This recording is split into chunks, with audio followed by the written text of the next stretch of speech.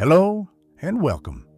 You've arrived at a place that gently slows the world down, a place where busy thoughts can soften and tired minds are free to rest. Settle into your pillow now and let your breath slow like the gentle rhythm of waves against a distant shore. Tonight, we're traveling back through time to a story that sounds too extraordinary to be true, yet every word of it happened. It's a story about courage that came in an unexpected form, about friendship forged in the most unlikely circumstances, and about a bear who became a soldier. Close your eyes and imagine the world as it was in the spring of 1942. The weight of war pressed down upon millions of souls scattered across continents, each searching for a reason to hope, a reason to smile, a reason to believe that tomorrow might be gentler than today. And in that world, on a dusty road winding through the ancient mountains of Iran, something remarkable was about to unfold.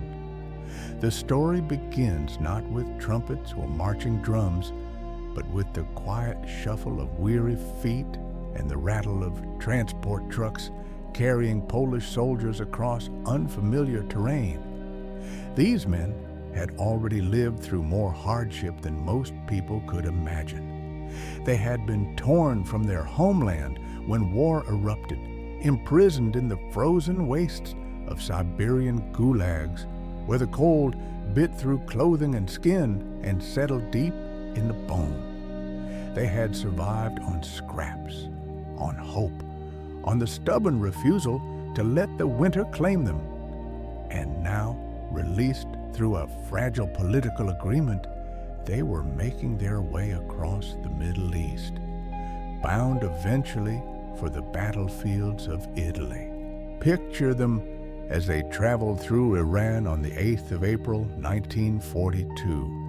Their uniforms dusty from the road, faces weathered by suffering, but eyes still sharp with the determination that kept them moving forward. At a railroad station near the city of Hamadan, where the air shimmered with heat and the smell of spices drifted from nearby markets, they encountered a young Iranian boy. In his arms, wrapped in a rough burlap sack, was something small and warm and alive. A bear cub, orphaned when hunters had killed its mother somewhere in the mountains, now being offered for sale. Among the Polish refugees traveling with the soldiers was an 18-year-old girl named Irena Bokiewicz, great niece to a Polish general. When she saw the tiny cub with its dark, bewildered eyes and its soft brown fur matted with dust, something stirred in her heart. Perhaps it was the cub's obvious vulnerability, or perhaps she saw in this small creature's loss an echo of everything the Polish people had endured. She convinced Lieutenant Anatol Tarnowiecki to purchase the cub, trading a Swiss Army knife, some canned beef, and chocolate for this unexpected addition to their convoy. The bear cub was so young that he couldn't swallow properly yet. Picture the soldiers, these hardened men who had survived imprisonment and forced labor, now carefully feeding condensed milk to this tiny creature through an empty vodka bottle, a cloth wrapped around its neck to serve as a makeshift nipple. They took turns caring for him during those first fragile months as their convoy moved through the refugee camp near Tehran. And when August came and it was time to move on, the cub was donated to the 22nd Artillery Supply Company, where the soldiers officially gave him a name. They called him Wojtek, a diminutive of Wojciech, meaning happy warrior in Polish. As the weeks turned to months and the convoy journeyed on through Iraq, Syria, Palestine, and into Egypt, Wojtek grew. Not just in size, though He certainly did that, but in personality and presence. The soldiers fed him fruit and marmalade, honey and syrup. They discovered that he had developed a taste for beer, which became his favorite drink.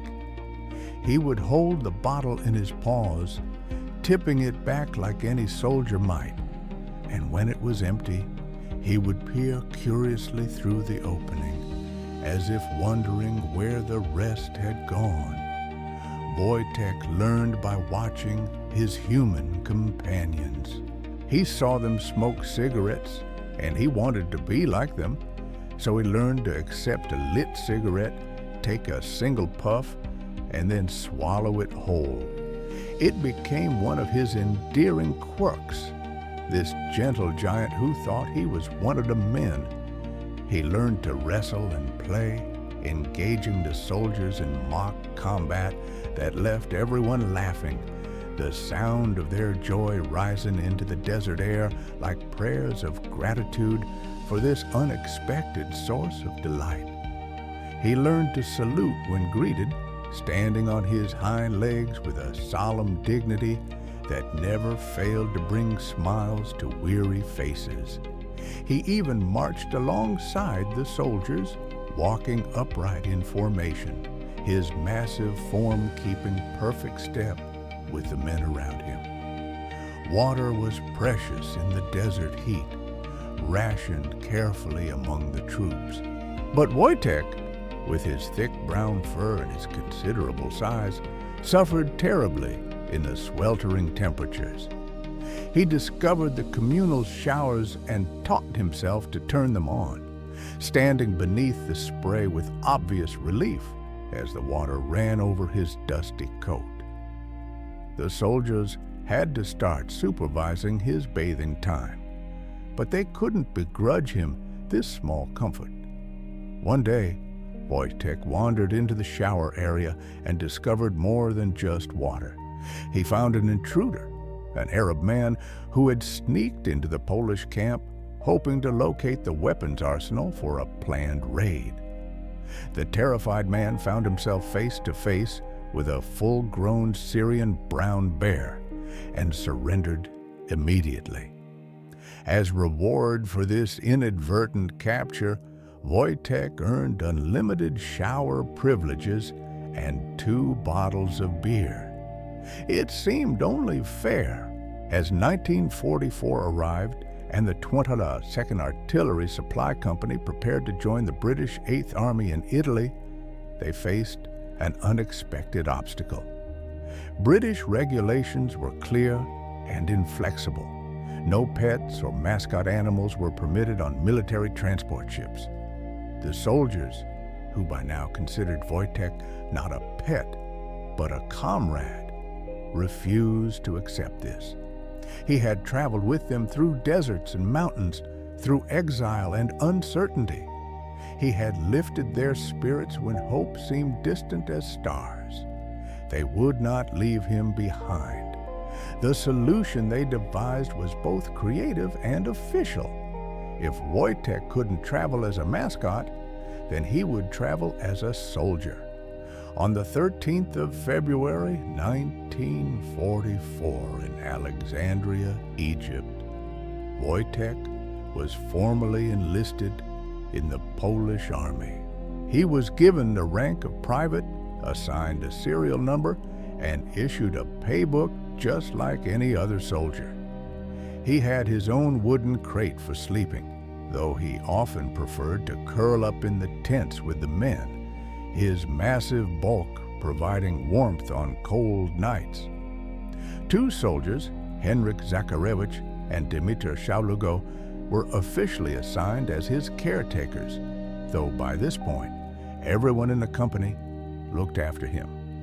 In May of 1944, the 22nd Artillery Supply Company found itself at the foot of Monte Cassino, a monastery perched atop a rugged Italian hill that had become one of the most fortified German positions in the entire war. 3 previous Allied assaults had failed to take this strategic point. Each attempt, leaving behind hundreds of casualties among the rocky slopes and ruined buildings. Now, it was the Polish forces' turn, and the weight of expectation pressed heavy on every man's shoulders.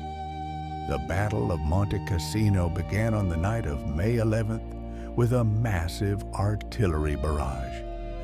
1,600 guns spoke in thunder, their shells screaming through the darkness toward the German positions.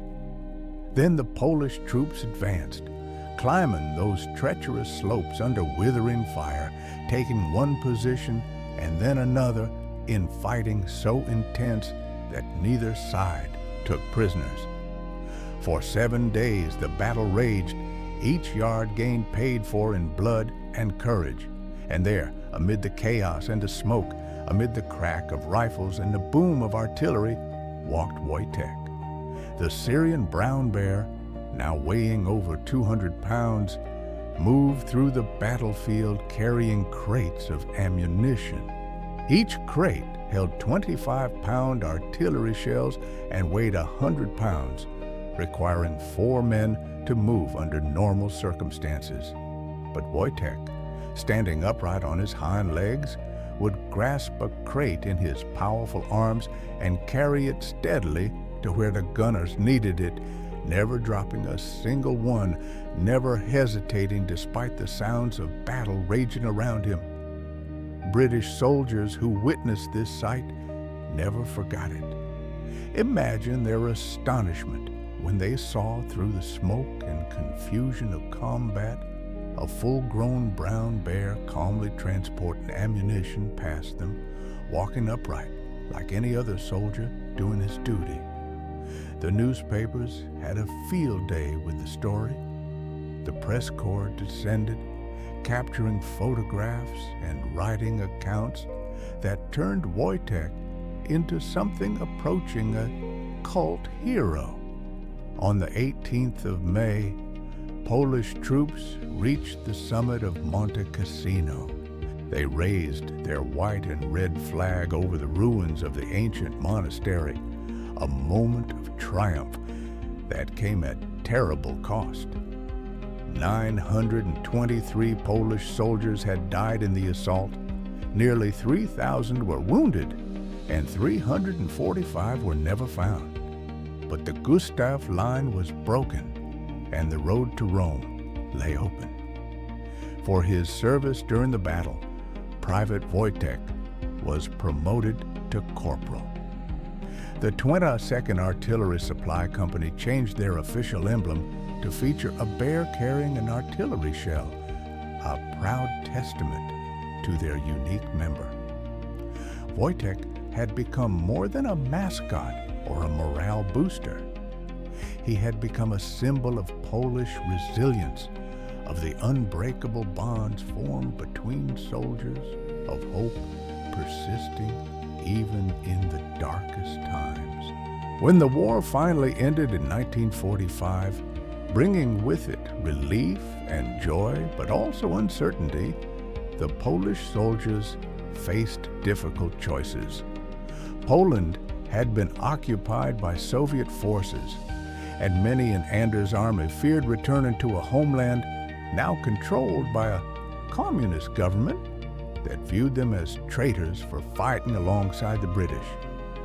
Most chose to remain in exile, and Wojtek traveled with them to Scotland, to Winfield Airfield, near the village of Hutton in Berwickshire.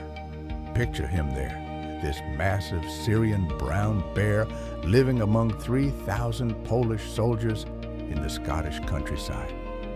Local children took turns sitting on his broad back, their laughter ringing across the fields. Wojtek attended local dances with the soldiers, his presence now familiar and beloved to the Scottish communities around the camp. On one tree at the airfield, you can still see the scratch marks where Wojtek climbed to his favorite resting spot, permanent reminders etched into the bark. But as 1947 arrived, the soldiers began to disperse, making new lives in Scotland, or emigrating to other countries. The decision of what to do with Wojtek weighed heavily on everyone's hearts. They knew he couldn't survive in the wild after a lifetime among humans. They refused to send him back to Poland, fearing the communist authorities would use him for propaganda. And so, on the 15th of November, 1947, Wojtek was transferred to Edinburgh Zoo, where he would spend the rest of his days. His former comrades visited him regularly, bringing him cigarettes which he would eat, as he always had, and beer, and memories of the times they had shared. The zookeepers learned a few words of Polish and wore Polish uniform jackets when caring for him, trying to maintain some connection to the life he had known. Wojtek would perk up at the sound of Polish voices, recognizing the language of his soldier family. But he never quite adjusted to life among other bears. He had spent his entire life thinking he was human, and now he found himself in an enclosure, separated from the men who had been his brothers. On the 2nd of December, 1963, at the age of 21, Wojtek died quietly at Edinburgh Zoo. He had lived a longer, more extraordinary life than most bears could ever dream of. He had traveled from the mountains of Iran to the deserts of Egypt, from the battlefields of Italy to the green hills of Scotland. He had been fed from vodka bottles and promoted to corporal, had drunk beer with soldiers and carried ammunition under fire, had brought comfort and joy to men who desperately needed both. Today, if you visit Princes Street Gardens in Edinburgh, you'll find a bronze statue unveiled in 2015. It shows Wojtek walking beside a Polish soldier, the soldier's hand resting gently on the bear's shoulder, both moving forward together. The inscription reads, "In memory of the Polish men and women who fought for your freedom and ours." Similar monuments stand in Poland, in Italy where the Battle of Monte Cassino was fought, in places around the world where people remember this extraordinary bear. As you drift toward sleep now, carry with you the image of Wojtek, the gentle giant who found family among soldiers, who served with courage, who brought light into dark times. His story reminds us that heroism comes in unexpected forms, that compassion can flourish even in war, and that the bonds we forge with other living beings can transcend every boundary of species and circumstance.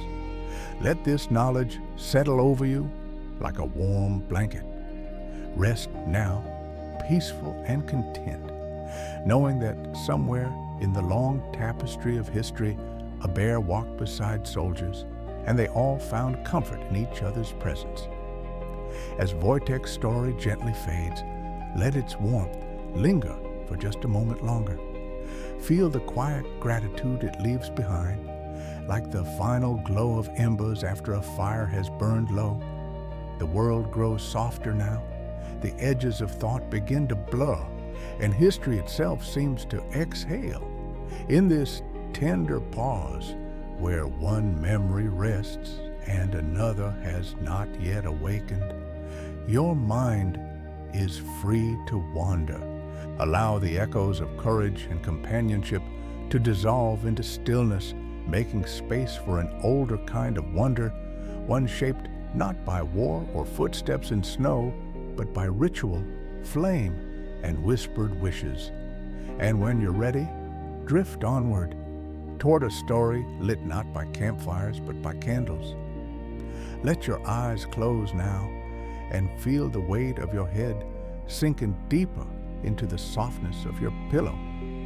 Tonight, we journey to a place where ancient stone remembers 1,000 years of history, where shadows lengthen across courtyards that have witnessed coronations and conspiracies, executions and ceremonies.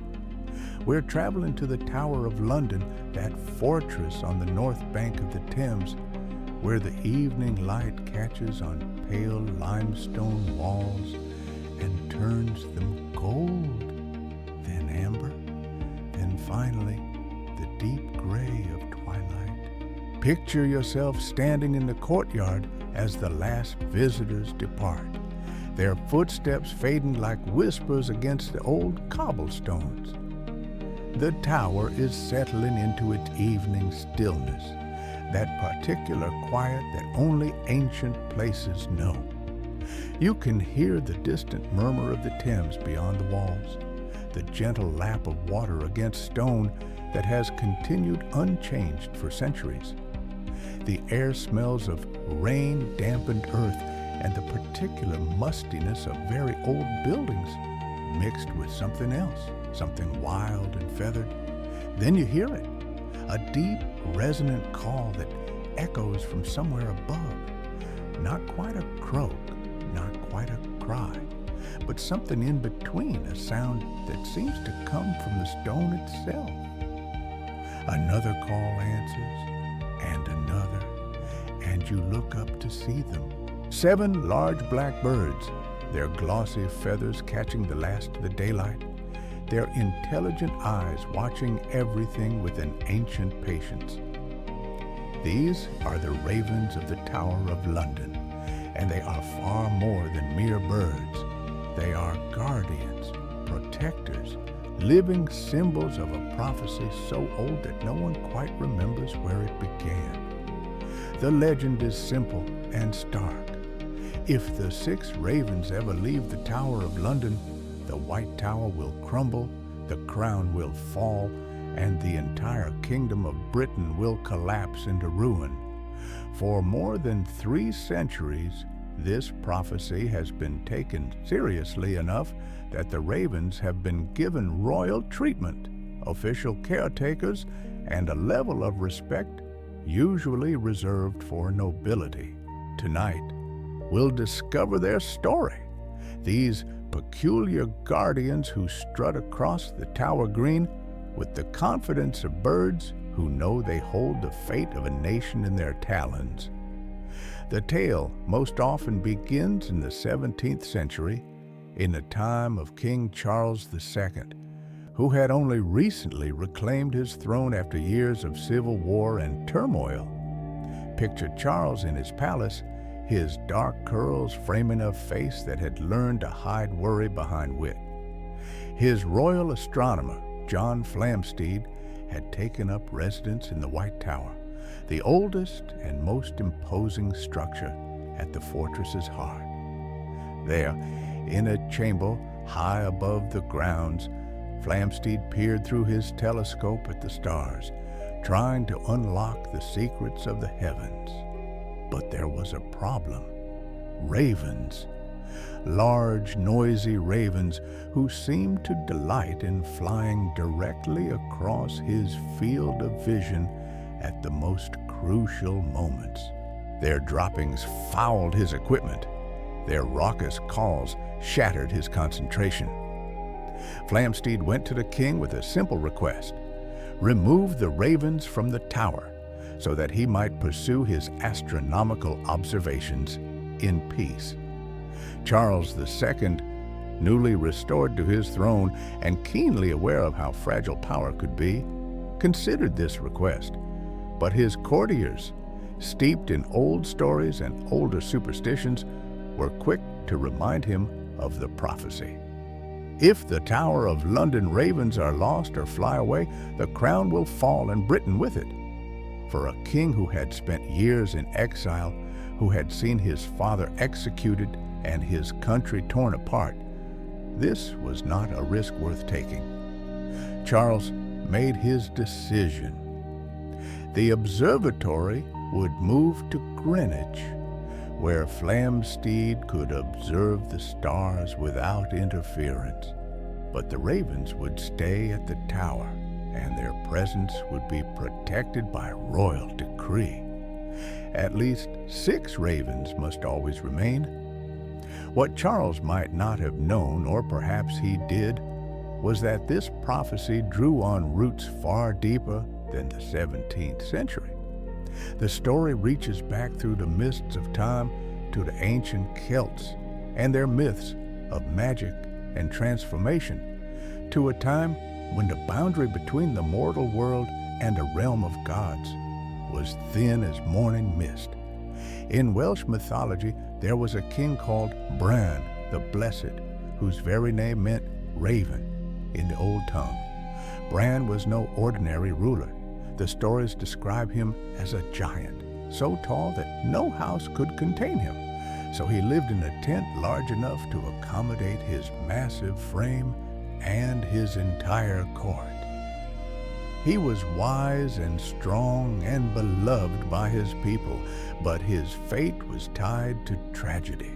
When war came, as it always did in those ancient times, Bran led his warriors across the Irish Sea to rescue his sister Branwen from an unhappy marriage and the cruelties of her husband, the Irish king Matholwch. The battle was terrible and bloody, and though Bran's forces were victorious, the cost was devastating. Bran himself was struck by a poisoned spear, a wound that would slowly steal his life. Knowing death was approaching, Bran gave his most faithful followers an extraordinary command. They were to cut off his head after he died and carry it with them on their journey home. The head, he promised, would not decay. It would remain alive, able to speak and provide counsel and companionship. And when they finally reached London, they were to bury his head beneath the White Hill, the very place where the Tower of London would one day stand. The head must be buried facing France, toward the continent from which invaders might come, and as long as it remained there, Britain would be protected from conquest. The warriors did as their king commanded. For 7 years, they stayed in one place, where Bran's head spoke with them, told stories, offered wisdom. Then they journeyed for 80 more years in a magical realm where time moved differently, before finally arriving in London. They buried the head at the White Hill, positioning it carefully, facing east toward potential danger. And there it remained, a talisman of protection, until King Arthur himself dug it up, declaring that Britain should be defended by living strength, not ancient magic. Whether this ancient Welsh legend influenced the later prophecy about the tower's ravens, no one can say with certainty. But the connection is there, woven through language and symbol. Brun means raven. The White Hill became the site of the tower's White Tower, and ravens, throughout Celtic tradition, were birds of prophecy and protection, able to travel between the mortal world and the realm of spirits, carrying messages from the gods. Today, the ravens at the Tower of London live lives of extraordinary privilege. Each morning begins early, while London still sleeps. The Raven Master, a special position held by one of the tower's yeoman warders, those ceremonial guards in their striking red and black Tudor uniforms, arrives at the Raven's enclosures as dawn breaks over the city. The enclosures themselves are spacious structures built near the Wakefield Tower, each one thoughtfully designed with perches at different heights, sheltered areas for sleeping, and enough room for the birds to move about comfortably. Each raven has its own space, its name displayed on a small plaque, a mark of individual identity and importance. Currently, the tower is home to 8 ravens exceeding the required 6 by a comfortable margin. The Raven Master begins by checking each bird carefully, looking for any signs of injury or illness. Ravens are intelligent creatures, as smart as a 7-year-old child, and each one has its own distinct personality, its own quirks and preferences. The eldest, Jubilee, carries himself with a dignified air, as befits a bird who has lived at the tower for 13 years. Then there's Poppy, who loves attention and poses for photographs with visitors. Harris, Georgie, Edgar, Branwen, that name a deliberate echo of Bron's tragic sister, and the newest arrivals, chicks named Henry and Poe, honoring both royal tradition and the Gothic literature that made ravens famous in the modern imagination. Their breakfast is prepared with care. Raw meat forms the bulk of their diet. Beef, lamb's heart, rabbit with a fur still on for roughage. Mice and chicks provide variety. And as special treats, they receive hard-boiled eggs and blood-soaked biscuits, a delicacy that sounds macabre to human ears, but sends the ravens into expressions of obvious delight. Each bird eats its fill before being released for the day, and there's a practical reason for the timing. The ravens stay secured in their enclosures until visitors begin arriving, a protection against foxes who roam the grounds in the early morning darkness. Once freed, the ravens claim their territories across the tower grounds. Some prefer the area near the White Tower, others the stretches of green lawn, still others the ancient walls where they can perch and survey their domain. Their flight feathers on one wing are carefully trimmed, not clipped, which would be painful, but trimmed to unbalance their flight just enough that they're discouraged from venturing too far. It's a delicate balance between giving them freedom and ensuring they remain safe within the tower's protection. But ravens are clever, and throughout the years, some have tested these boundaries. There was Grog, who in 1981 flew off and was last spotted outside a pub called the Rose and Punch Bowl in London's East End. One imagines him peering through the windows at the warm lights and the sound of laughter, perhaps deciding that the life of a wandering raven had its own appeal. He never returned, though the kingdom notably did not fall. Then there was George, who developed an unfortunate taste for television aerials. Time and again he would fly to nearby buildings and tear at the metal structures, causing no end of complaints from residents.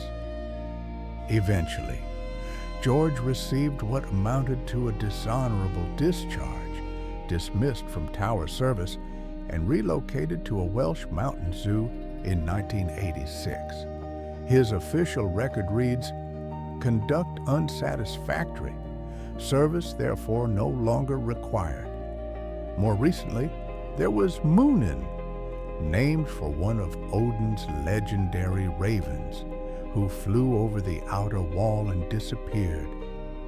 The tower staff searched everywhere, growing increasingly concerned as days passed. But 2 weeks later, he turned up casually in someone's garden in Greenwich, apparently none the worse for his adventure. He was returned to the tower, where he presumably learned that the royal life with its guaranteed meals and comfortable accommodations was preferable to life on the outside. And then there was Merlina, known as the Queen of the Tower Ravens. She was given unusual freedom by the former Raven Master, Christopher Scaife, who had bonded closely with her. She would fly down to the Thames Wharf, but she always returned, drawn back by that connection with her keeper, But in January 2021, Merlina disappeared. Weeks passed with no sign of her. The Raven Master believed she had died, perhaps taken by a fox or succumbing to illness. Her absence was mourned, not just by the tower staff, but by people around the world who had followed her story.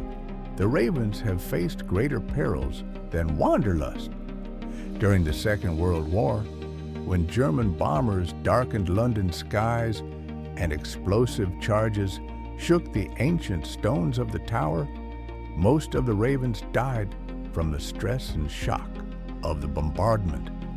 By the time the war ended, only a single bird remained, a raven named Grip, whose mate Mabel had disappeared, probably kidnapped, though no one knew for certain.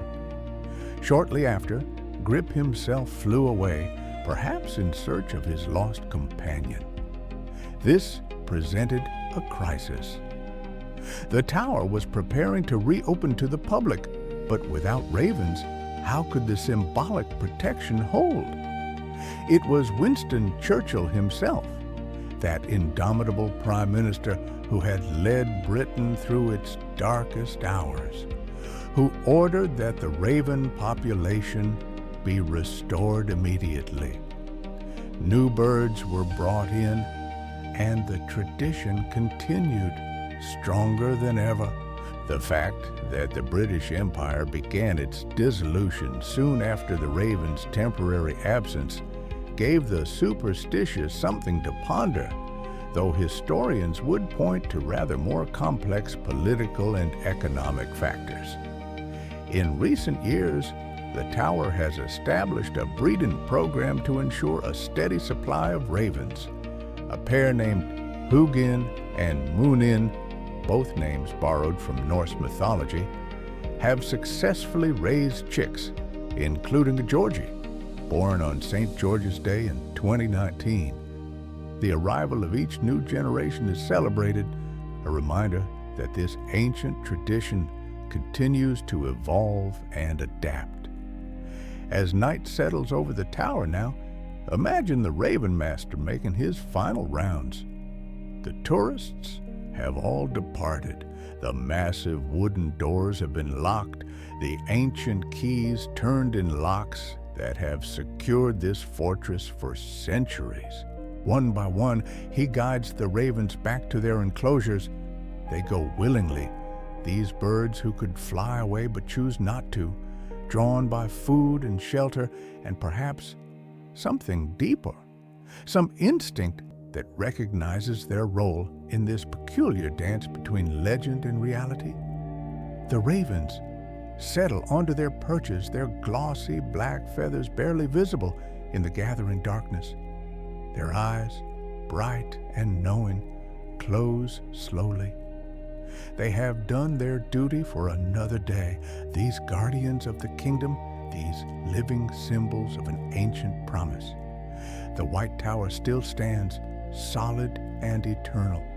The crown remains safe, and Britain continues on, protected, if you believe the legend, by nothing more or less than the presence of 6 black birds who have chosen to stay. Let that image comfort you now as you drift toward sleep.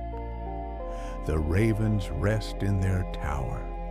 The ancient stones hold their watch, and all is well. The prophecy holds for another night, and another still. Rest now, knowing that somewhere in London, on an island of old stone surrounded by the modern city, the guardians keep their vigil. The kingdom is safe. All is peaceful. All is well. As the final echoes of the raven's vigil fade into silence, allow that sense of safety to gently loosen its hold. The stone walls dissolve into shadow. The city's heartbeat grows distant, and time itself begins to turn like a slow, patient tide. In this quiet in-between, where ancient towers give way to open horizons, your thoughts drift onward, lighter now, carried by an unseen current. The land slips away. The air grows salt-soft and wide. Somewhere beyond the edge of sleep, a different kind of watch is beginning, not of wings and stone, but of paws and prow and moonlit water. Let yourself be carried there, where lanterns sway, sails whisper, and the sea waits to tell its tale. Let the weight of the day slip away now, like water running through your fingers. Feel your shoulders soften, your breath slow and deepen as we journey back through time to the age of wooden ships and canvas sails, when the world was still vast and mysterious, and every voyage across open water was an act of faith. Tonight, we sail with the most unlikely of sailors, creatures whose paws never truly belonged to the sea, yet who became as essential to maritime life as the compass and the sextant. These are the ship's cats, the whiskered guardians who traveled with Vikings and explorers, who survived shipwrecks and storms, and who sailors believed could control the weather itself with nothing more than the flick of a tail. Picture yourself standing on an ancient harbor in the early morning, when the mist still clings to the water and the world feels suspended between sleep and waking. You can hear the gentle slap of waves against wooden hulls, the creak of rope through pulleys, the distant call of gulls wheeling overhead.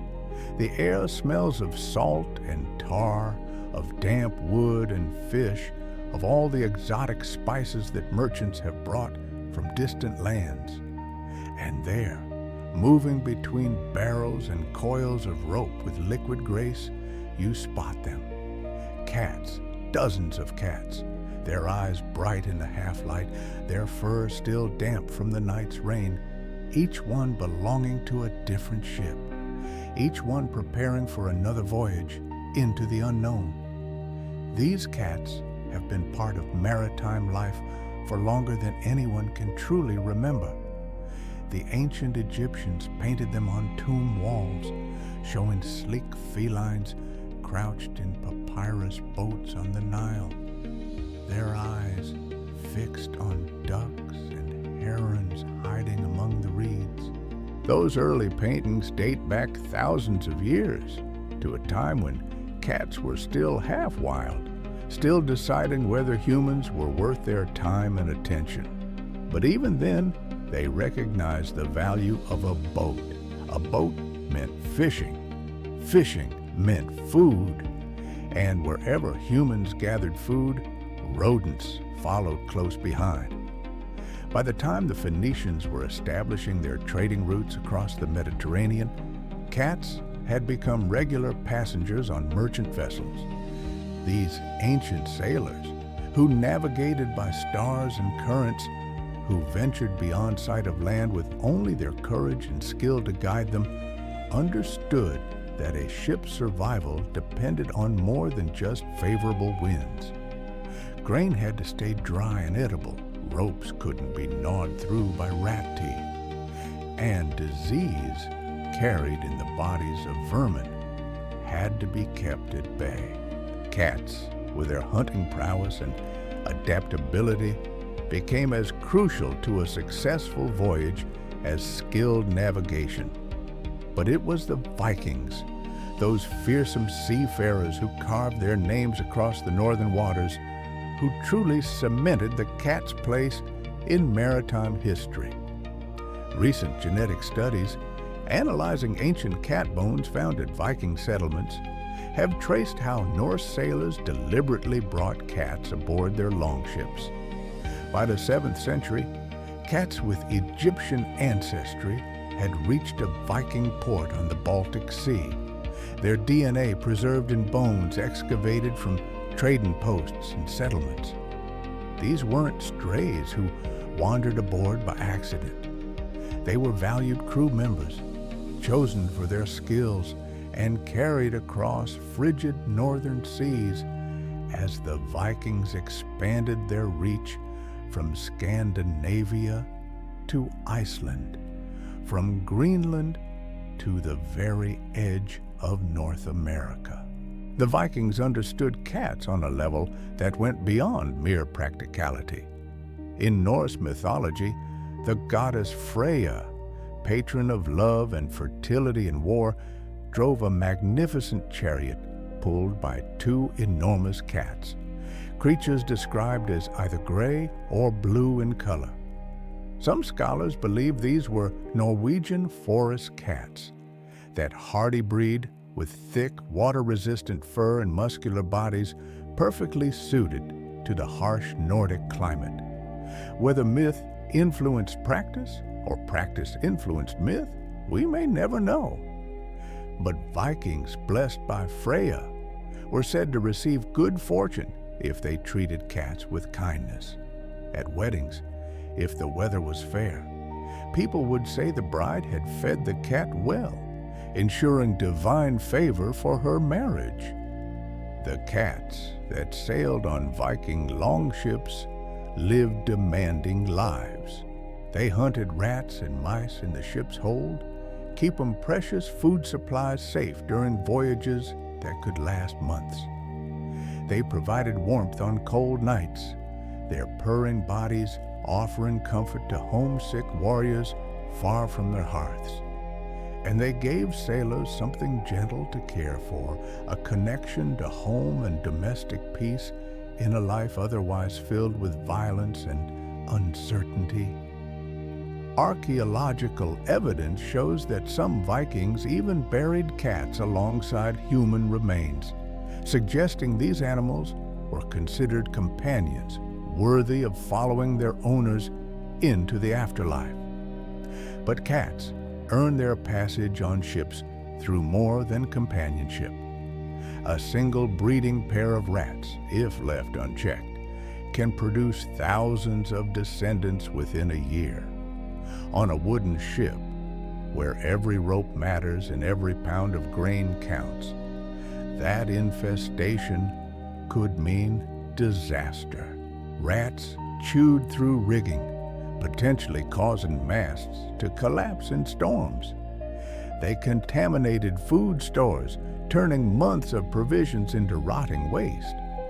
Most terrifyingly, they carried disease, including the Black Death that would devastate medieval Europe. Ships arriving in port with sick rats aboard could trigger plague outbreaks that killed thousands. A good ship's cat, therefore, wasn't just convenient. It could quite literally save lives. Sailors quickly learned to prize certain cats above others. Polydactyl cats, born with extra toes on their paws, became especially sought after for sea duty. Most cats have 18 toes total, 5 on each front paw and 4 on each back paw. Polydactyl cats might have 6 or 7 toes on some paws, giving them broader, more stable feet. Sailors believed these extra digits provided better balance on rolling decks, made them more agile climbers up rope ladders and masts, and gave them superior hunting ability in the cramped, tilting spaces below deck. In coastal regions of New England and southeastern Canada, polydactyl cats became so common that people called them ship's cats, a living testament to their maritime heritage. Yet for all their practical value, it was the superstitions surrounding cats that truly elevated them to revered status aboard ships. Sailors have always been superstitious folk. When your life depends on unpredictable winds and unseen currents, when storms appear without warning and entire crews can vanish beneath the waves, you look for any way to tip fortune in your favor. And cats, with their mysterious nature and uncanny abilities, seemed to possess powers that went far beyond catching rats. The most powerful belief centered on cats' tails. Sailors whispered that magic lived in those swishing appendages, storm magic that could be unleashed at a cat's whim. A content cat, they said, kept that magic safely contained, its tail a peaceful rudder, guiding the ship through calm waters. But if that cat became agitated, if its tail began to twitch and lash with irritation, watch out. The weather would turn, and not in your favor. Worse still was throwing a cat overboard, whether by accident or cruelty. Such an act would cause the cat's tail to summon a terrible storm, one powerful enough to sink the ship and send every soul aboard to the bottom of the sea. And if, by some miracle, the ship survived, it would be cursed to suffer 9 years of the worst luck imaginable. Sailors developed an entire catalog of cat behaviors they believed could predict the weather. If a cat licked its fur against the grain, smoothing it backward from tail to head, a hailstorm was approaching. The logic, perhaps, was that the cat was preparing for ice by making its coat lie flat and protective. If a cat sneezed, rain would fall within hours, the animal's sensitive nose detecting moisture in the air long before human senses could. A frisky cat, one that raced around the deck with sudden bursts of energy, warned of coming wind. The ship had better prepare, secure loose cargo, check the rigging, because a gale was on its way.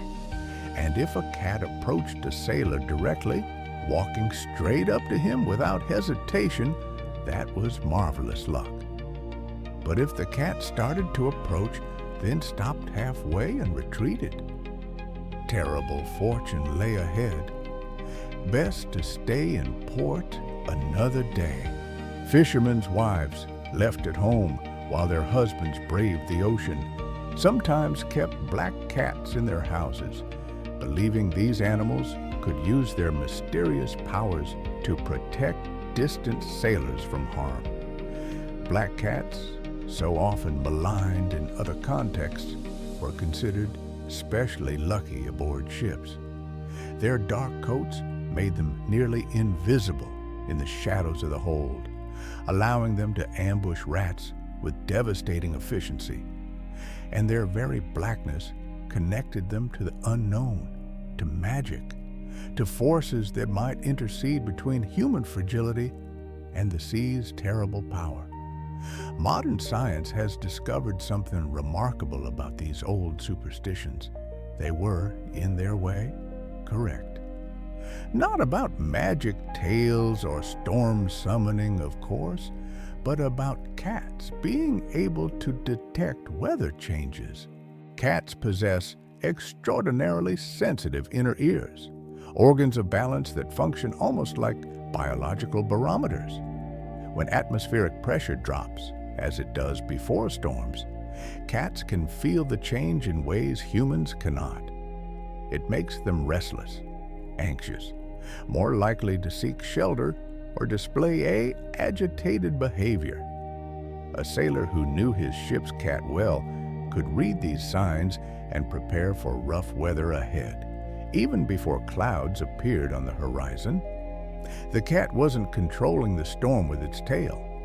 It was simply more aware of the storm's approach, its finely tuned senses picking up signals invisible to human perception. The prevalence of cats aboard ships and the superstitions surrounding them created a culture where these animals received treatment bordering on royalty.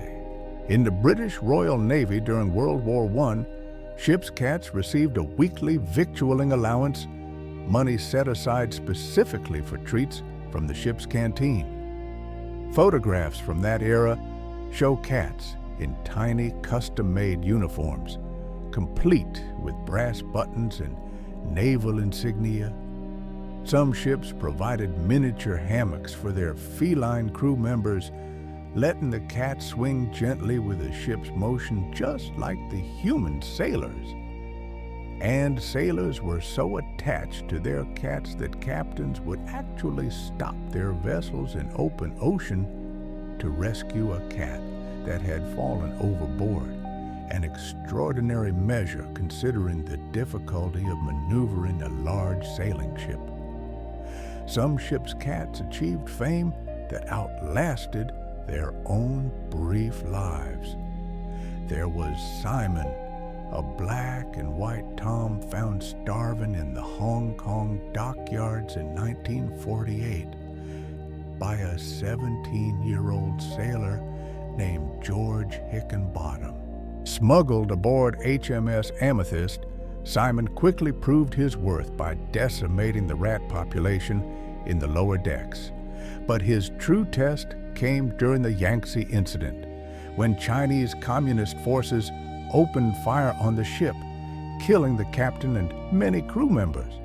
Simon himself was seriously wounded, his fur scorched by fire, 4 pieces of shrapnel embedded in his small body. No one expected him to survive the night, but survive he did. And within days, he was back on duty, hunting rats with even more determination.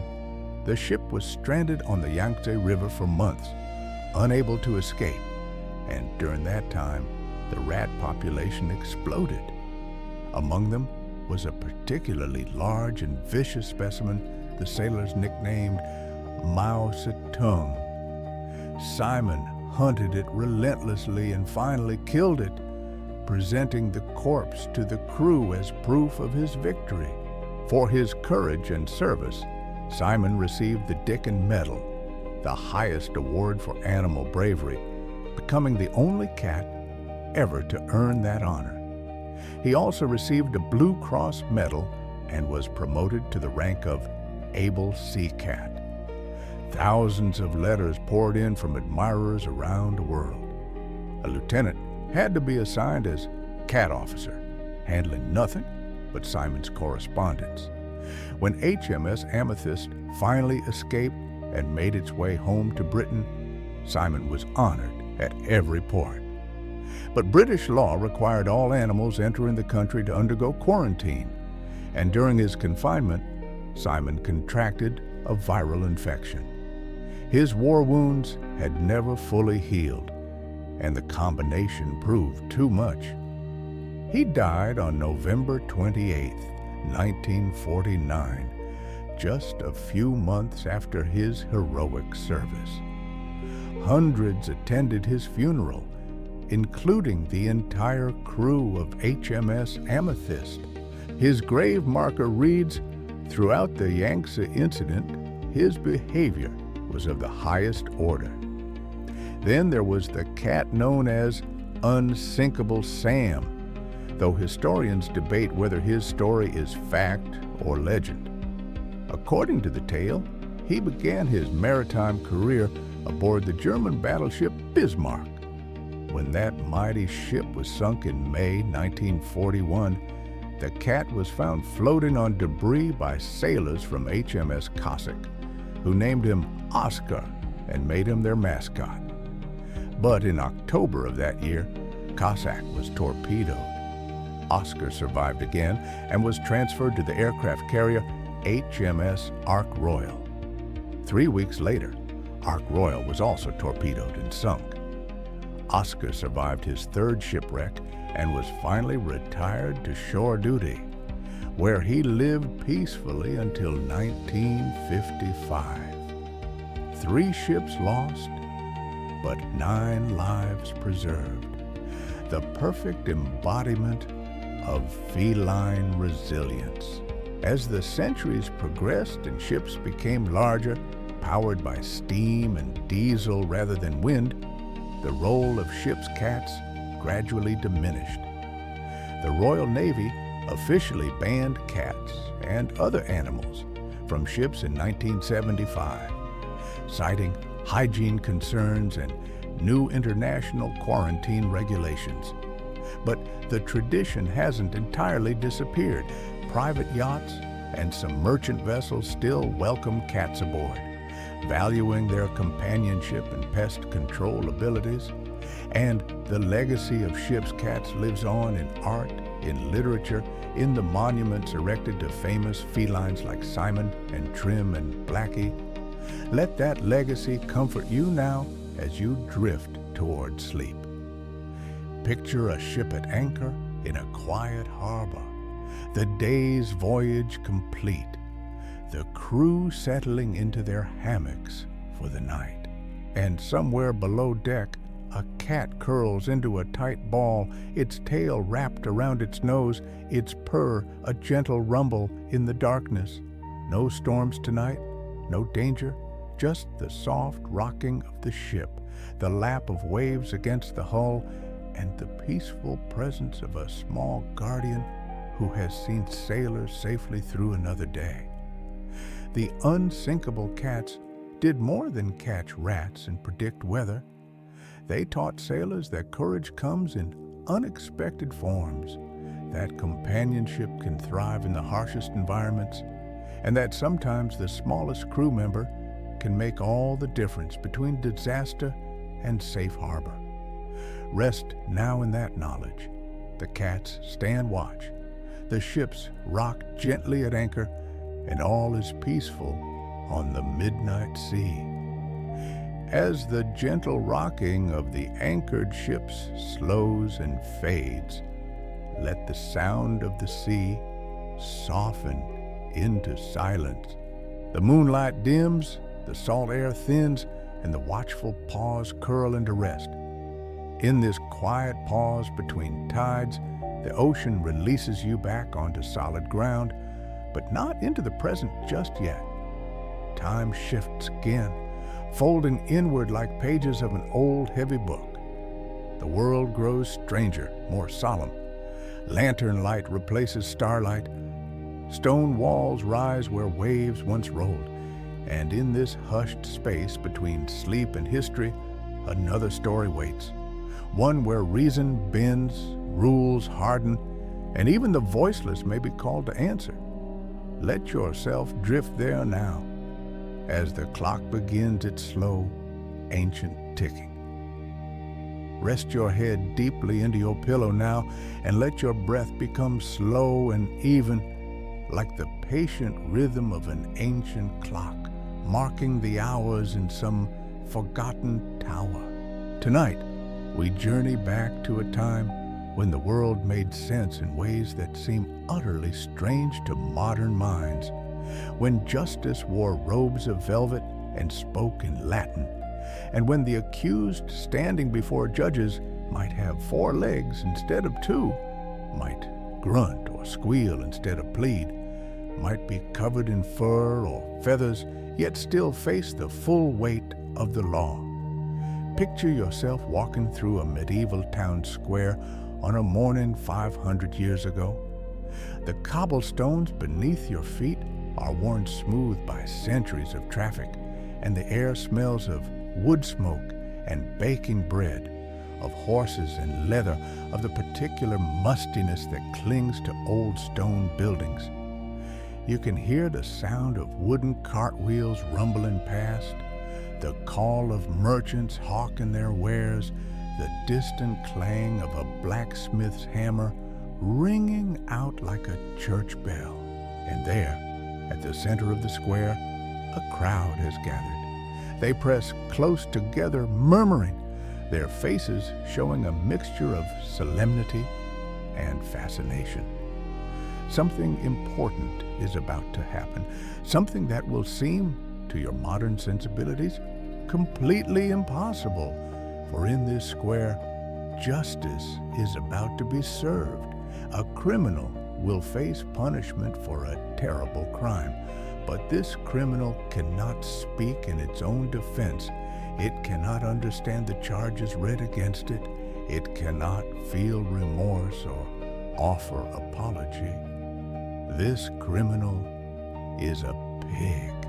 Welcome to the surreal world of medieval animal trials, where pigs were dressed in human clothing and marched to the gallows, where rats were summoned to appear before bishops, where insects faced excommunication, and where the boundary between human and animal justice became so blurred that creatures were given lawyers, granted appeals, and sometimes even acquitted.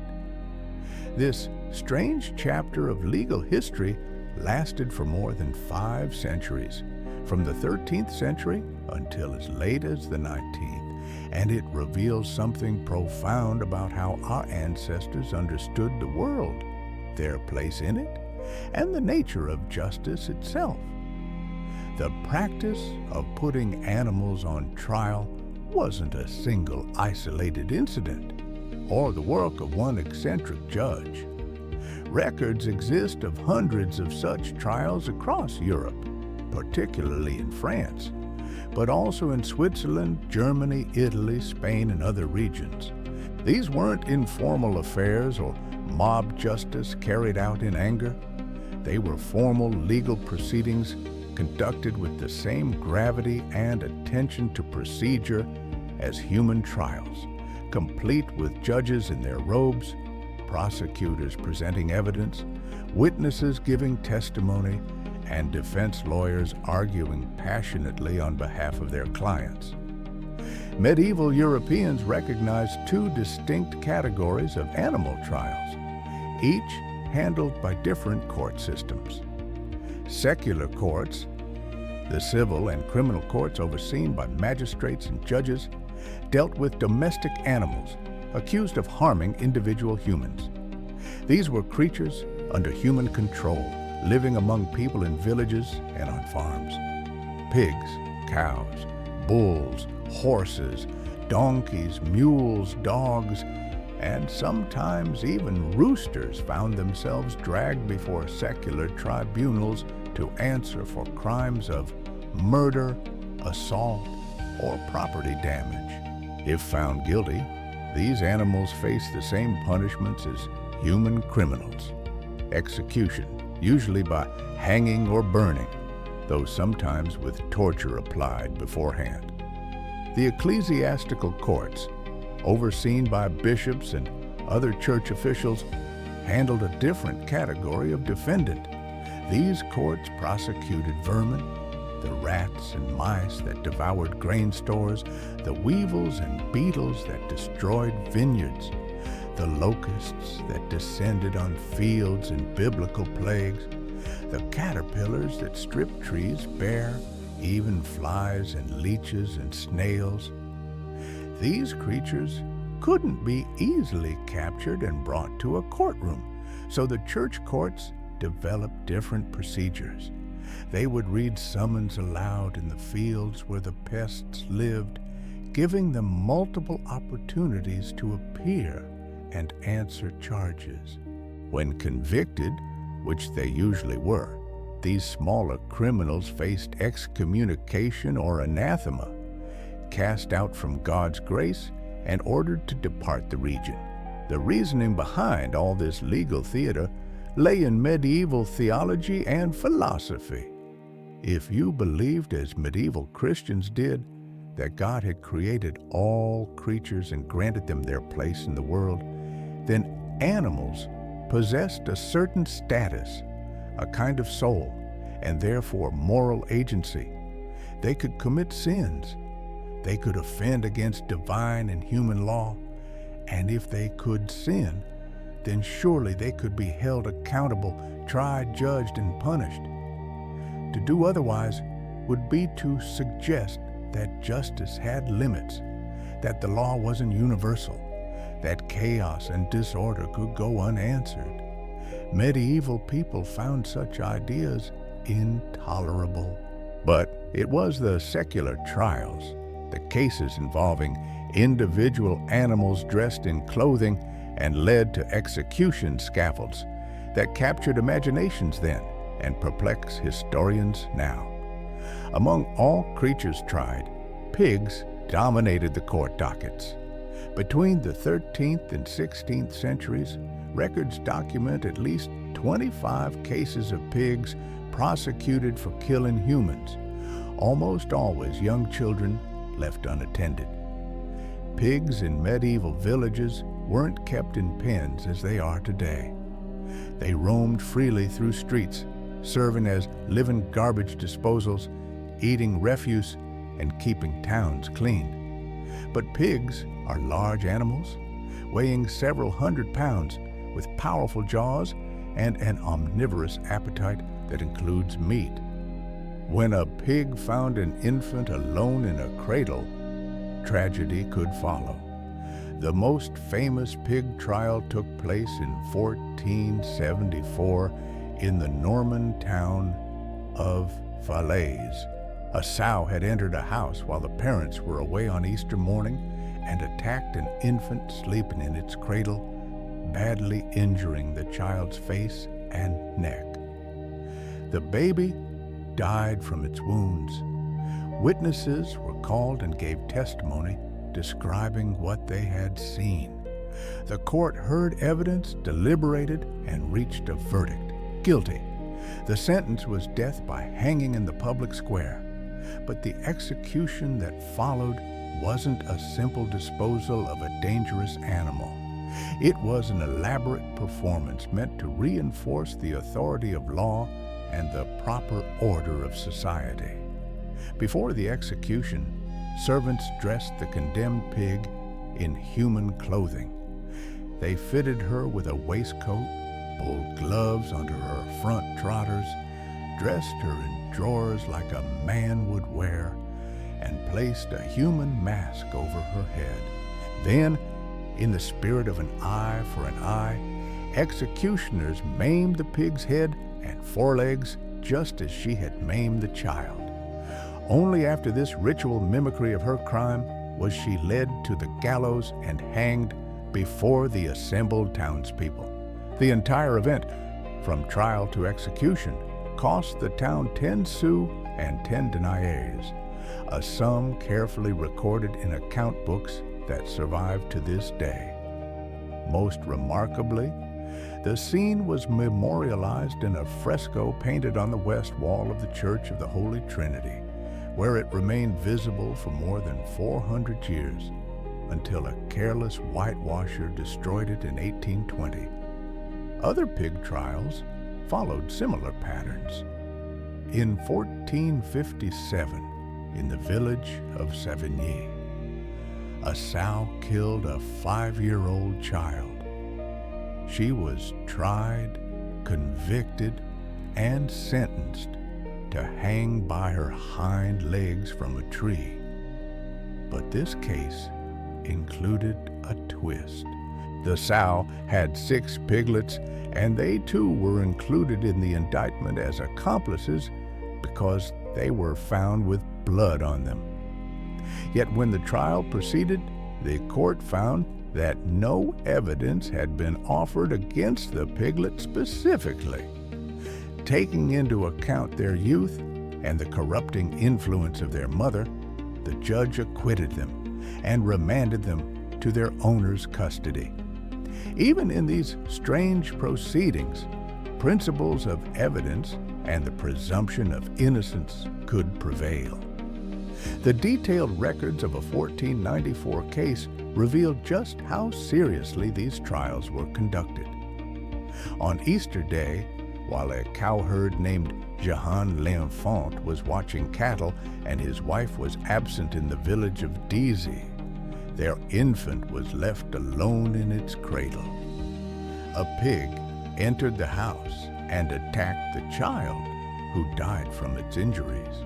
The court heard testimony from multiple witnesses describing the sequence of events. The judge then pronounced his verdict in formal legal language, stating that in detestation and horror of the crime, and so that an example may be made and justice maintained, the pig shall be executed by the Master of High Works, the official title for the executioner. The pig was detained in the Abbey prison until sentence could be carried out. Pigs weren't just frequent defendants because they were dangerous. Their trials carried symbolic weight. Medieval Christians were forbidden from eating meat on Fridays, a rule taken seriously enough that violators faced punishment. When a pig ate human flesh, and especially when it did so on a Friday, the transgression seemed doubly offensive, a violation of both human life and religious law. The trials and public executions served as warnings to villagers about the dangers of leaving children unattended and animals unsecured. While pigs faced secular justice, rats became the star defendants in ecclesiastical courts. The most celebrated case involved the town of Autun in Burgundy, France, where in 1522 rats had descended on the barley fields in such numbers that they threatened to cause famine. All attempts to exterminate them failed, so the townspeople turned to the bishop's court for help. The bishop ordered the rats to appear and answer charges of feloniously eating and wantonly destroying the barley crop. He also appointed a defense lawyer, a rising legal star named Bartholomew Chassanet. Chassanet approached his unusual case with absolute seriousness and considerable cunning. When the court date arrived and the rats predictably failed to appear, Chassanet argued that since his clients were dispersed across a large territory, living in numerous villages throughout the diocese, a single summons was insufficient to notify them all. The court, recognizing the justice of this argument, issued a second citation to be published from the pulpits of every parish where rats might reside. Still, the rats did not come. Chassanet then argued that his clients feared for their lives. No defendant, he insisted, could be required to risk death by attending court. The rats knew that cats prowled the streets of Autun, mortal enemies who would pounce on any rat brave enough to answer the summons. Therefore, their absence was legally justified. The bishop found himself in an impossible position. He could not refute Chassanet's legal reasoning, nor could he persuade the townspeople to confine their cats indoors. The case dragged on for months, with Chassanet raising procedural objection after procedural objection until finally the court gave up and dismissed the charges. The rats of Autun had won their freedom through the brilliance of their attorney. Chassanet's reputation was made. He would go on to become the equivalent of France's Chief Justice, and throughout his career, he continued to defend marginalized groups, even saving Protestant peasants from being burned alive by citing his own precedent from the rat trial. If even rats deserved proper legal representation and safe passage to court, surely humans did too. Ecclesiastical courts across Europe heard similar cases. In the Alpine community of Stelvio in 1519, mice or moles had caused severe agricultural damage. The court appointed them a defense lawyer and heard arguments from both sides before ordering the rodents to vacate the area. But the judge showed mercy, granting pregnant and infant animals an extra 14 days to leave and requiring that the townspeople give them safe passage free from harassment by cats and dogs. In 1474, a court in Basel, Switzerland, sentenced a rooster to burn at the stake for the heinous and unnatural crime of laying an egg. Medieval people believed that an egg laid by a rooster would hatch a cockatrice or basilisk, monsters of legend with deadly powers. The rooster was ceremoniously burned in front of a large crowd, and the executioner claimed to have found 3 more eggs inside the bird, though this detail sounds suspiciously like embellishment added for dramatic effect. Why did medieval Europeans engage in these elaborate legal rituals? Modern scholars offer several theories, none of them mutually exclusive. The trials may have been a way of asserting human dominion over the natural world during a time when people lived in much closer quarters with animals than we do today. By subjecting animals to human law, medieval communities declared their authority over creatures that could be unpredictable and dangerous. The trials also reinforced the legitimacy of both secular and religious legal systems. When people saw that even animals received fair hearings, were provided with lawyers and sometimes acquitted, they could trust that the courts would dispense justice to humans with equal care. Some historians suggest that lawyers saw animal trials as opportunities to demonstrate their rhetorical skills and legal creativity, a kind of performance where they could build reputations through clever arguments about novel situations. Others point to theology. If God created all creatures and biblical scripture granted them certain standing, then perhaps they genuinely possessed a kind of personhood, at least for legal purposes. The line between human and animal wasn't drawn as sharply in medieval thought as it is today. And perhaps, too, these trials served as communal theater, public spectacles that provided entertainment in an era when such opportunities were limited. The sight of a pig in human clothing being led to the gallows, the drama of lawyers arguing that rats feared cats, the solemnity of bishops excommunicating locusts. These events gave communities shared experiences to discuss and remember, stories to tell when work was done and night had fallen. As you drift towards sleep now, let this strange history settle over you like a blanket woven from threads of the past. Those courtrooms are empty now. The wooden benches where witnesses sat have long since rotted away. The velvet robes of judges have turned to dust. No pigs stand in the dock wearing waistcoats and gloves. No lawyers craft brilliant arguments on behalf of rats. The medieval world, with all its peculiar logic and surreal rituals, has faded into memory. But the story reminds us that human beings have always sought order and meaning, have always tried to impose justice on a world that doesn't always make sense. Our ancestors weren't foolish. They were doing their best to understand their place in creation, to protect their communities, and to believe that law and fairness could extend to every corner of existence.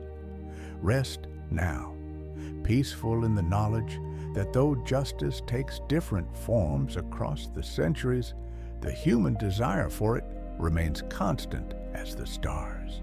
The trials have ended, the farm is quiet, and all is well. And so our journey through time settles into stillness. From garments stitched slowly by hand beneath flickering candlelight to rows of clothing quietly waiting in modern closets, the story of what we wear has unfolded as a deeply human one. It reminds us that fabric is never just fabric. Every seam holds a moment, every crease remembers a shape, and every thread carries the echo of a life once lived. As the last echoes of human voices fade and the memory of hands at work grows distant, let the weight of history gently loosen its hold. Candlelight flickers once more, then dims.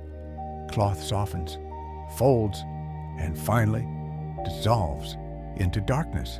The rooms that held lives and stories grow quiet, their walls thinning, their edges blurring. Time exhales. The warmth of fabric gives way to open space. Sound recedes until only breath remains, and then even that begins to slow. The ground beneath you feels less certain, less shaped by footsteps and years. Cold begins to gather, not sudden, but vast and patient. The world empties itself of detail, of ornament, of memory, and as sleep draws you onward, you are carried far beyond homes and histories to a place untouched by hands, untouched by time, where the earth waits in silence, dressed only in ice and light. Imagine yourself standing on the Antarctic ice. The air is so cold, it burns your lungs with each breath, yet the pain feels clean, almost purifying. The silence is complete, not the absence of sound, but the presence of a deeper quiet, something ancient and patient that has waited here for millennia.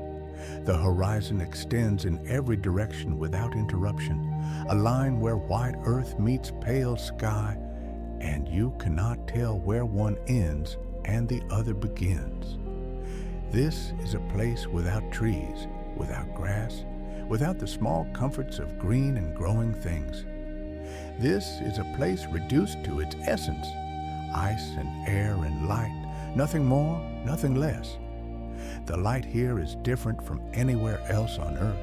It doesn't warm you, it simply exists, reflecting endlessly between ice and sky, creating a luminous void where shadows become strange and distances impossible to judge. You might see something on the horizon and walk toward it for hours, only to realize it's no closer than when you began. Space and time behave differently in this whiteness. Your sense of scale abandons you. Are those mountains in the distance 10 miles away, or 100? The ice gives no answers. And then you notice them. A colony of Adelie penguins, perhaps 1,000 strong, gathered on a stretch of rocky shore where the ice meets the dark water of the Antarctic Ocean. They are remarkably social creatures, these penguins, living in dense communities where each individual's survival depends on the collective. They huddle together for warmth. They take turns at the colony's edge, where the risk of predation by leopard seals is highest.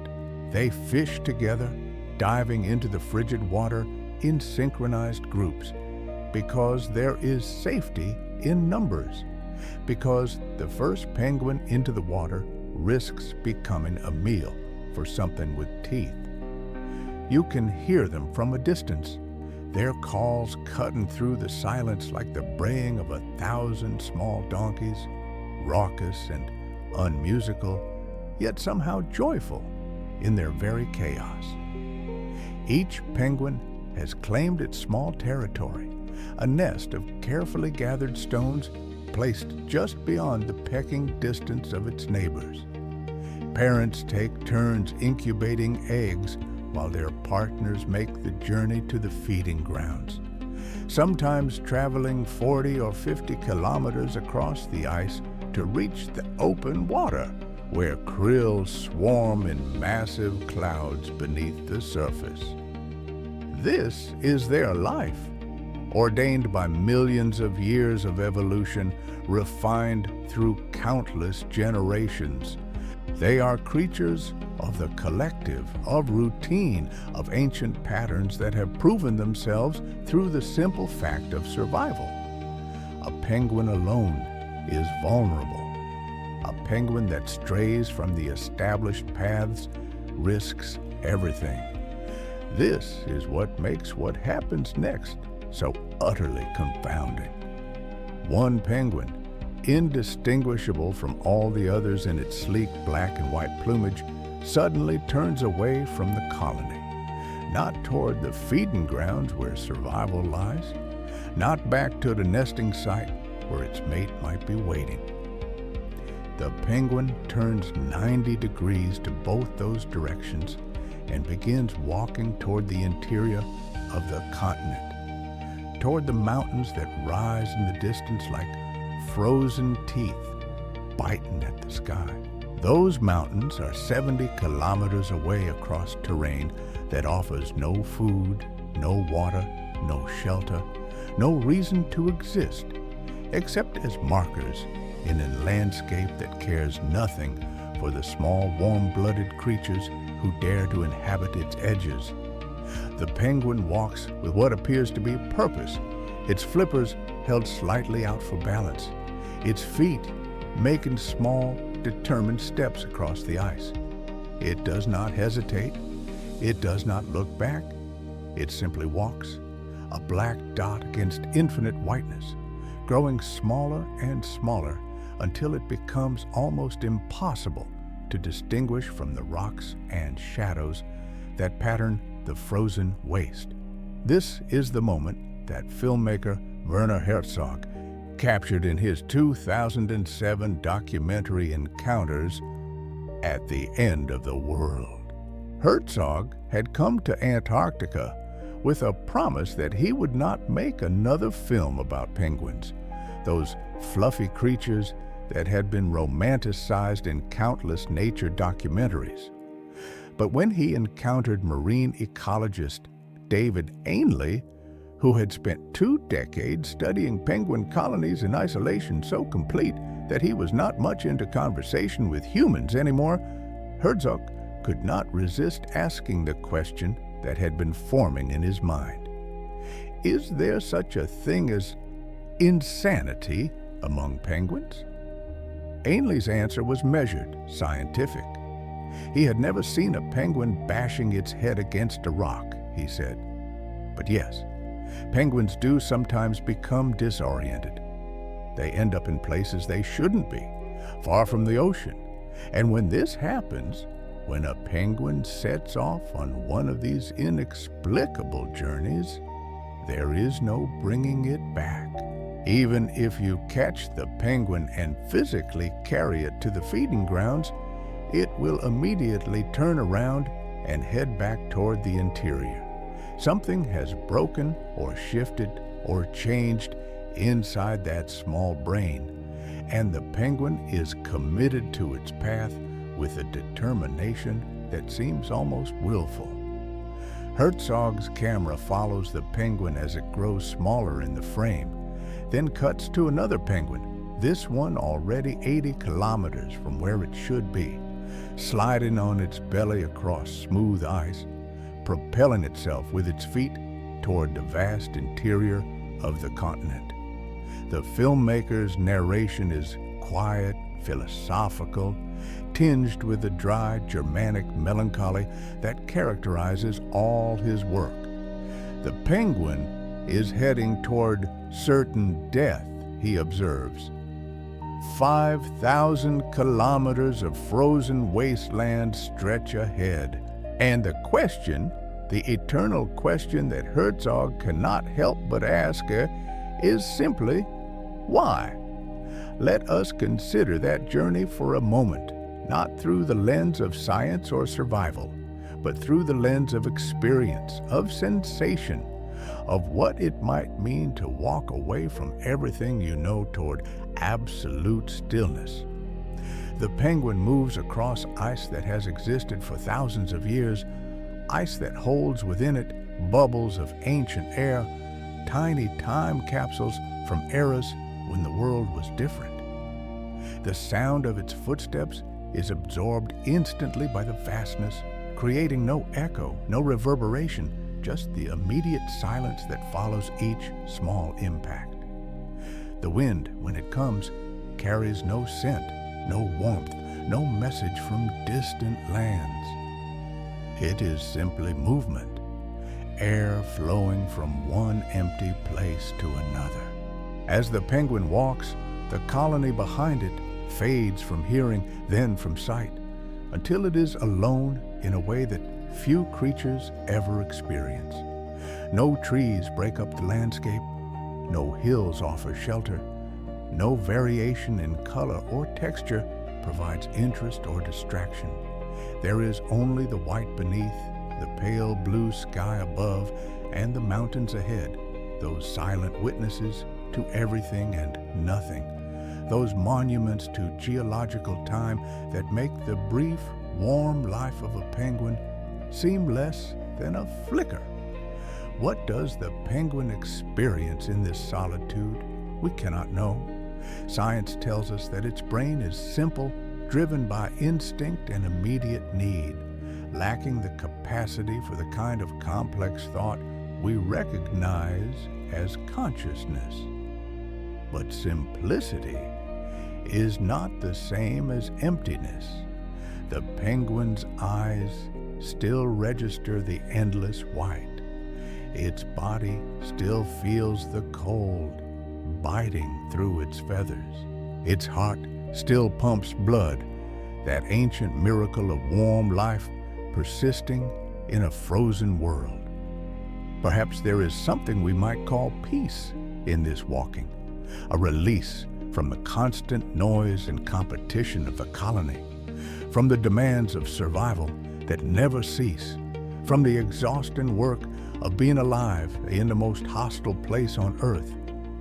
The penguin walks toward stillness, toward silence, toward a void that promises nothing except the end of striving. And in that walking, in that movement away from everything biology and evolution demand, there is something that looks, from the outside, almost like freedom. Of course, science offers less poetic explanations.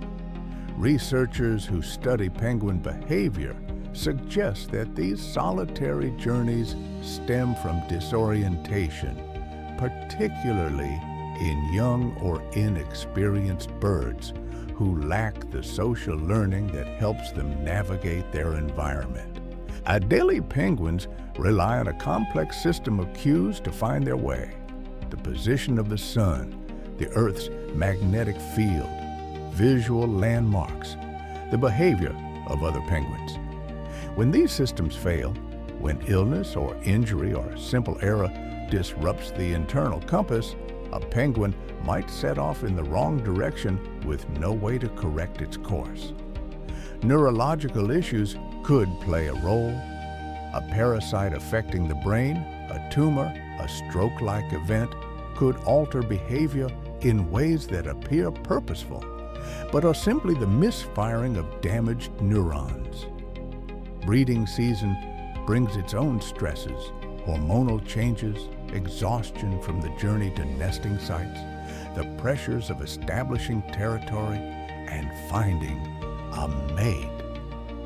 Under extreme stress, animals sometimes engage in behaviors that seem counterproductive to survival. There are also genetic anomalies to consider, rare individuals whose internal programming differs slightly from the norm in ways that only become apparent under certain conditions. Most of these individuals would never survive to reproduce, their unusual behaviors leading to early death before they could pass on whatever quirk of genetics drove them away from the successful patterns. But occasionally, we see them, these outliers, these penguins who walk alone toward the mountains. The scientific explanations are valuable, grounding the phenomenon in biology and neurology, in understandable mechanisms that don't require us to project human emotions onto creatures who exist in an entirely different phenomenological space. Yet, even with these explanations, something remains unexplained. The penguin walks with such apparent determination, it does not wander aimlessly. It does not circle back. It chooses a direction and commits to it absolutely, even unto death. In 2026, Herzog's footage went viral on the internet, spawning countless memes and interpretations. People called it the nihilist penguin, the existential penguin, the main character penguin. They projected onto that small black form their own feelings of alienation, burnout, quiet rebellion against the demands of modern life. They saw in its solitary journey a metaphor for choosing one's own path, even when that path makes no practical sense. For walking away from the colony, even when the colony offers safety. For seeking something silence, stillness, oblivion, freedom that cannot be found within the established boundaries of normal existence. This human tendency to find meaning in nature, to see our own struggles reflected in the behavior of animals, reveals something important about consciousness. We are meaning-making creatures. We cannot help but interpret, cannot help but search for narrative and purpose, even in acts that may be nothing more than biological error. The penguin walks, and we ask why, because asking why is what we do. The penguin does not ask, it simply walks. And perhaps that is the most beautiful thing about this mystery, that it remains mystery. We can offer explanations, we can gather data, we can study penguin neurology and navigation systems and behavioral patterns. But we will never know what it is like to be that penguin, to experience whatever drives it toward the mountains.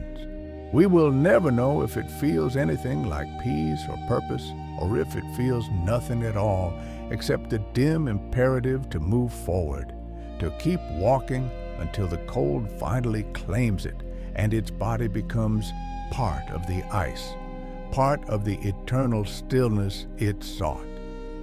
Let that unknowing comfort you now as you drift toward sleep. There are questions without answers. There are journeys we cannot fully understand. The world contains mysteries that will remain mysterious no matter how much light we shine upon them. And in that darkness, in that space beyond explanation, there is a kind of freedom, a release from the need to know, to understand, to fit everything into neat categories of sense and meaning. The penguin walks across the ice, becoming smaller, becoming darkness, becoming nothing but a memory of movement against white void. Somewhere in Antarctica, the silence waits, patient and eternal. The mountains hold their watch. The ice reflects the light. And the great mystery of consciousness, penguin or human it hardly matters, continues its strange dance between purpose and accident, meaning and emptiness. The urge to survive and the equally powerful urge to simply stop. As sleep draws closer now, let your thoughts wander gently among these forgotten textures. Perhaps you'll dream of silk whispering against skin, of wool offering warmth on a cold morning, of well-worn coats resting on wooden hooks, patient and full of memory. Our clothes move through time with us, absorbing our days, our seasons, our stories, long after we've let them go.